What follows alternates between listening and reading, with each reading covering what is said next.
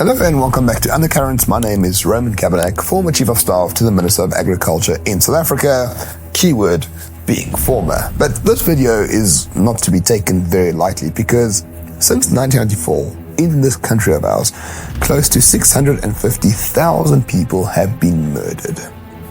And very few people actually think about this number in the practical sense.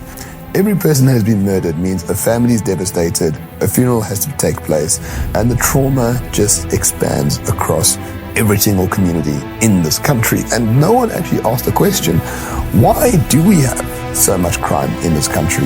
And most importantly, what can we do about it? That's exactly what we're going to answer in this video. So there's three real reasons why crime is so prevalent in this country, especially violent crime.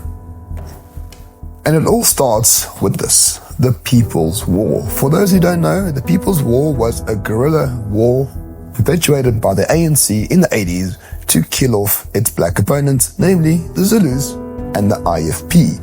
So what did the People's War do to contribute to the crime in this country? In essence, the People's War said every black person in a position of authority was basically an agent for apartheid, and therefore those people needed to be taken out and killed. So what the ANC did was they killed teachers, they killed police officers, they killed principals, they killed nurses, they basically killed everyone who was not ANC, but who had a prominent moral position in our country. So the People's War destroyed the social fabric of black communities across South Africa, and that is still being felt to this day. If the entire hierarchy of your community has been destroyed by killing the leadership, chaos ensues. And that's why there is quite a lot of crime in this country, because it was perpetuated and abetted by political agents back then. And those black communities to this day have not really recovered from it. The second reason why there's so much crime in South Africa is because it's actually quite useful to the elite of our country, because crime creates a low-trust society, and a low-trust society does not come together to overthrow the elites. So crime is actually used as a weapon to prevent collective action against elites of the country. That's why quite a few politicians have ties to the criminal world.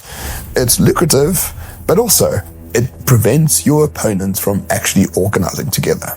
And number three, of course, is the fact that our police officers are chronically underfunded. I actually like our police officers. I think they're trying to do the best job that they can in the circumstances that they have, but they are chronically underfunded. They are paid very poorly. They have zero equipment. They shoot 10 rounds a year in training. They don't have the greatest weapons. They don't have the greatest uniforms. Police stations are falling apart. Why would anyone want to be a police officer in this country? Beggars belief. But some really do try. Most are really great, but they are being let down by the elites. On purpose, some would say. So now that we know why crime is happening, how can we solve it? Well, it's very, very simple. As I keep saying on this channel, we don't need to dream up some weird utopian ideas on how to solve a problem. We just need to look around the world and see what others have done to do so. And then you copy that and you paste it. And of course, the country to talk about in this particular scenario is El Salvador. It had 4 times the murder rate of South Africa only 5 years ago. Today, it is safer than Luxembourg. What did the government of El Salvador do? It focused all of its resources to the top 100 criminal spots in the country. Number 2, it used specific task teams to take out the biggest organized mafias in that country as well. And number 3, it suspended the constitution so that the judicial process did not hamper the efforts to remove these criminals from our streets. All these things can be done in South Africa overnight if the elites actually cared. Unfortunately, they do not. Another major issue we have in South Africa is most of the violent criminal mafias and syndicates that exist in this country are not actually from this country. I know many people in the security industry. I know many people in the security cluster of our country.